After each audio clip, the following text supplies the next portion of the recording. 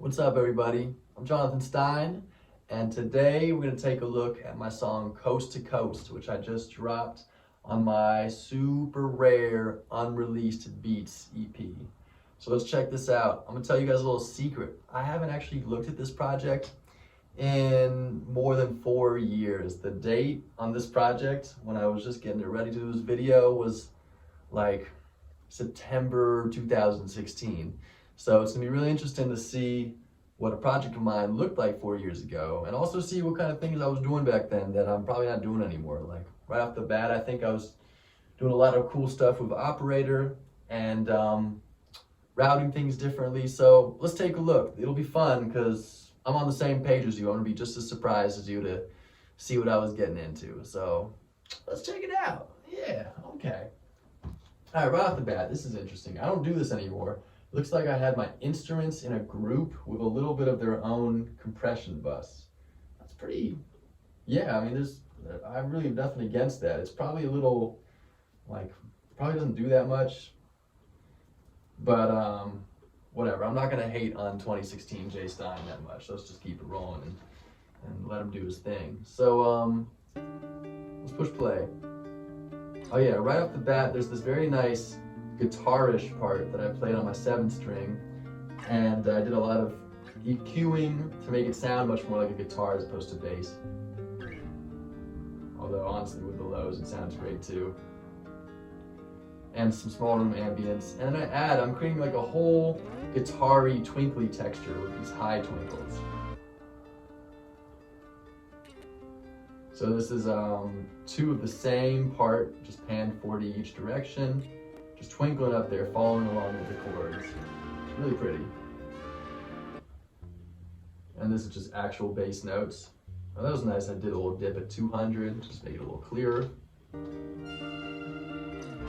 And there's some nice, pretty synth melodies. Looks like there was one a square, 35 right, a saw, 35 left, and a sine in the middle. It's really nice. So altogether it sounds like this. Interesting, I was really dipping those mids. That's pretty smart actually. And all of these are very simple operator synths. This one is just a single square wave. Yeah, with some filter drive, I was definitely into that already. Filter drive, this is just the simple saw, and this is the simple sine. But it's nice because, well, there's this reverb drenching and delay on each one, but then this panning spread of the 3 different types of waveforms. So it was kind of a producey way to make for a very lavish, rich texture on what's otherwise just a simple, monophonic melody that I probably just typed in MIDI or played on push. It's a very nice trick to do, have the same part be doubled on different sides of the speakers with slightly different sounds. It always adds a lot of dimension. Let's take a look at this pad synth I made. Wow, really pretty, and once again, very simple. It's a single saw wave with some noise in operator, filter drive about halfway, and wow, I really took the liberty of making it very bright. Beautiful. Wow, I kind of want to get back into this. This is so good. It's really quite simple. There's a tiny bit of a slow tack. There's no front end of the filter envelope, but there's a long decay. But the tone comes off as very naturalistic, and there's not even chorus on it, so it's really just the saw wave being a saw wave, which is refreshing to not have a widened, chorused out, wonked out saw wave. Oh, and this auto pan, that's a big part of the charm too.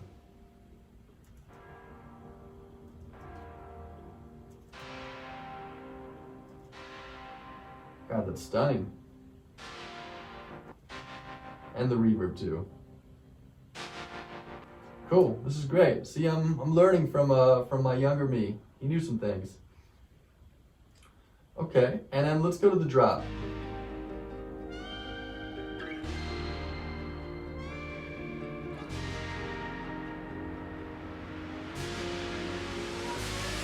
Oh, before we get to the drop, here's a nice little detail.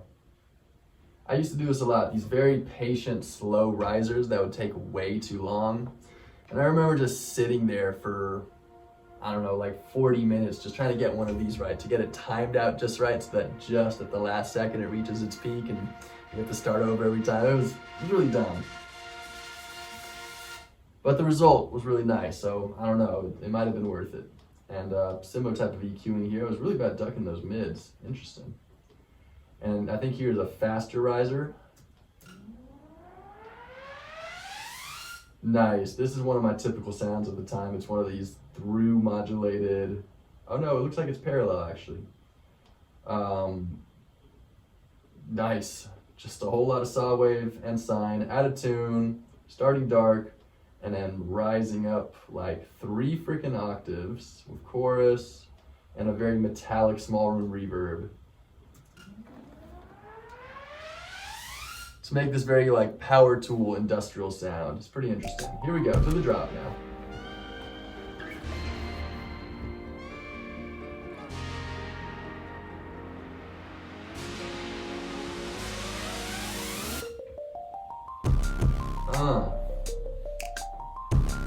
Alright, the key elements here are this really cute little collision, which is really simple. It just sounds like a vibraphone, I guess. And collision's pretty interesting. I always try to explain or talk about it as if it's not like traditional FM synthesis where the results can be a little bit planned and strategized. It's very unpredictable. You know, changing one parameter creates a lot of chaotic results for other parameters. So I'm not going to go into it too much in this video. I mean, maybe I should do a separate video on collision because collision's pretty cool. But here it is. You'll be able to take a look at it and check out the project file, all that stuff.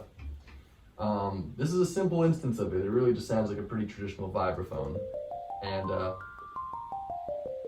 really took the opportunity to clear it out and compression. And there's another one here, which I froze. I'm going to unfreeze it so you can take a look. Oh, nice. This is really cool. So this is just much more of like a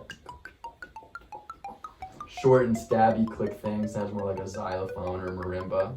Once again with collision, using a different resonator, tube instead of beam. And together they make this cool like counter melody, but it's all very percussive and chaotic.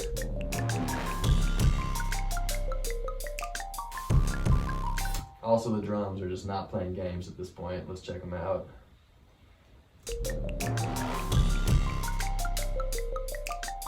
Alright, cool. So you got snaps and claps on the backbeat and syncopated too. Lots of syncopated hi-hat work. And of course the steady kick pattern that is just avoiding all downbeats. It's all about this.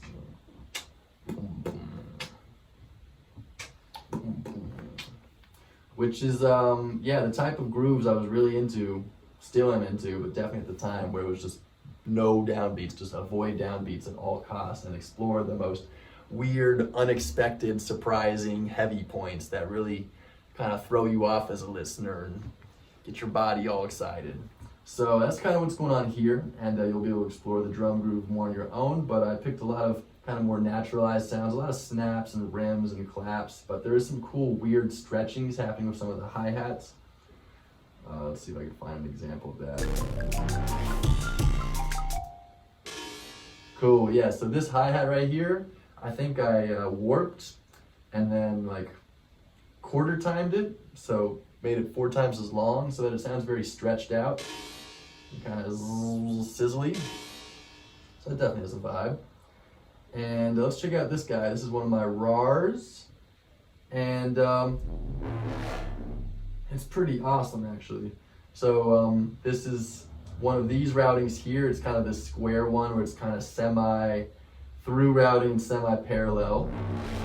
And like I've talked about in my operator series, making these type of synths is also very, very chaotic and unpredictable. So you kind of create up a scenario with different waveforms. In this case, I chose to use 3 squares and a noise. I usually always have some noise involved to make it more chaotic. And I just messed around with their fine tunings and courses and levels until this happened. And as you can tell, it's freaking awesome. There's also, yeah, there's filter stuff happening. So slow rise and fall. Okay, there's a lot going on here. There's a lot of flanger, a lot of chorus, full chorus, And then there's this kind of like Haas effect delay thing. Damn, this is a great sound. And reverb.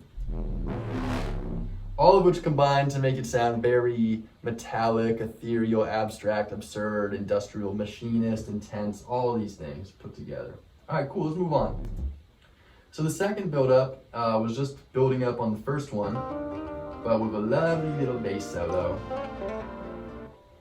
Here's the bass solo on my 7-string with reverb and delay. And I think I also added some organ, that's right. Now I remember, I'm gonna go to the automation for this. Yeah, I meticulously automated all of the overtones or the sliders or the drawbars to gently rise throughout this whole build so that the sound itself builds and crescendos along with the drop. And I also have the bass solo down an octave here, just to kind of supplement it and make it a little thicker and cooler, you know? All right, second drop. To create a little suspense, I added a little bit of extra measure action here so that you just really don't know when it's about to drop. Is it here? Is it here? Is it here? Oh shit. It's there. All right, this is one of my favorite drops that I've possibly ever done. It seems really rude and mean, especially after such a pretty, you know, luscious, just beautiful bass solo moment. And there's just this absolute absurd bass drum moment. It's very noisy and it's kind of mean, you know. Cool, so this sound is, oh, this one's called Elephant. That's pretty cool. So there's a bendy chord here, which is kind of similar to one of my rises, but it's a full major triad. Nice. And all that put together creates for this very intense moment that just feels like suction. Like you're just being like enveloped into this vortex or this warp of sound. So the second drop elaborates on the first one with a lot of new drum rhythm action. You know, the beat's starting to get pretty elaborate. There's just a lot of work going on here, a lot of sounds. Cymbals, ride cymbals, weird percussion bits, a lot going on. Nice breath noise comes in. We'll move on a bit.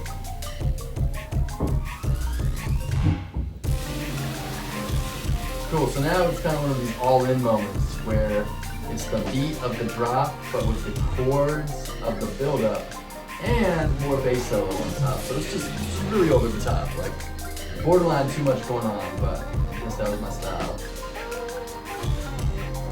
And the organ's doing its thing. Where's the organ? Just screeching away. Nice and EQ'd, nice and bright. Got melody up here, and it's just full on, full out.